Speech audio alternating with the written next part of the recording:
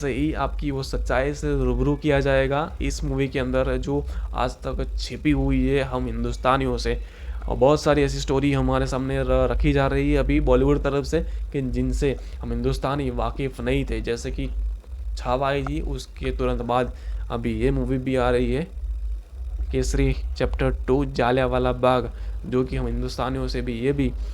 कहीं ना कहीं दब गई थी, उस कहानी को उजागर कर रहे हैं। तो हाँ,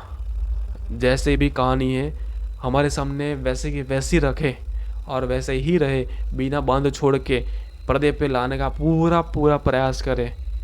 ऐसी अपेक्षा है। जो सच्चाई है वो सच्चाई की तरह ही हमको हमारे सामने दिखाना ही बेहतर उपाय है इस मूवी के लिए, क्योंकि जितनी सच्चाई अपने आप पर्दे पे दिखाएंगे, जितनी सच्चाई है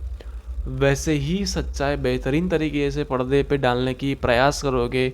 तो ही आप ऑडियंस को अपने तरफ आकर्षित कर पाओगे, तभी ही ऑडियंस आपकी तरफ अट्रैक्ट करेगी, दिल से जुड़ेगी उस मूवी के साथ। कि कितनी बेरहमी से हत्या की गई थी, कितना अपने ही देश में अपने ही लोगों को कितना तड़पाया गया था, वो उसमें दिखाने में आपको ए रेटेड रेटिंग भी मिले, 18+ वाले रेटिंग भी मिले, खून खराबा दिखाना पड़े पर कोई बात नहीं। ट्रेलर दिखा है, बहुत सारा खून वगैरह दिखाया गया है, जैसे पैर कटे हुए हैं, गोलियां बरसा रहे हैं, खून बहुत सारा उमड़ रहा है, कुछ लोग कुएं के अंदर कूद रहे हैं अपनी जान बचाने के लिए। 1650 लोगों की जान गई थी, और उन सबको आतंकवादी करार कर दिया गया था कोर्ट के अंदर। तो कैसे अक्षय कुमार वो केस लड़ते हैं, शंकरन नायर जी कैसे वो केस लड़े थे, तब वो इस फिल्म का मेन प्लॉट है कि अपनी जान को दांव पे लगा के कैसे वो केस लड़े थे, और सामने वकील के तौर पे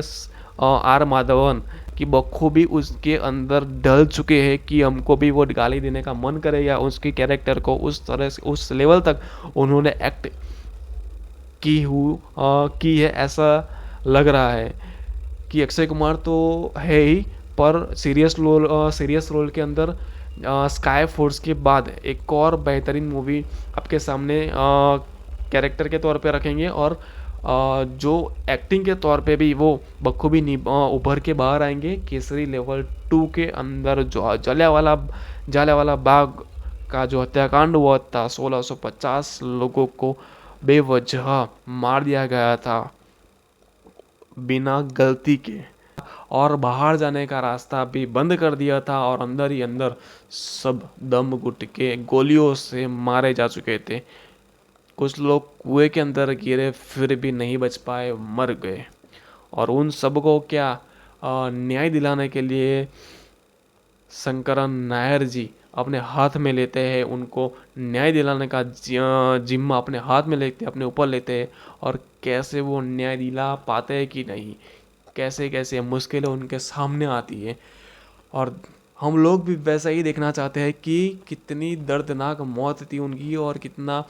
तड़पे थे, और कैसे केस लड़ा गया था शंकरन नायर ने, किस हद तक जो बेकसूर लोग मारे गए थे उनको न्याय दिलाने के लिए कैसे कैसे पापड़ बेले थे, अंग्रेजों के सामने गुहार लगाई थी अकेले उन्होंने। वो बड़ी बेहतरीन तरीके से नज़र आएगा, इस ट्रेलर से हमको दिखाई दे रहा है कि बहुत उभर के दिलों तक पहुंचेगा, या दिलों तक पहुंचेगी ये मूवी। जैसे कि केसरी मूवी हमारे दिलों में आज भी बसती है, वैसे ही कुछ वाइब दे रही है केसरी 2। जालियांवाला बाग का जो इंसिडेंस है वो भी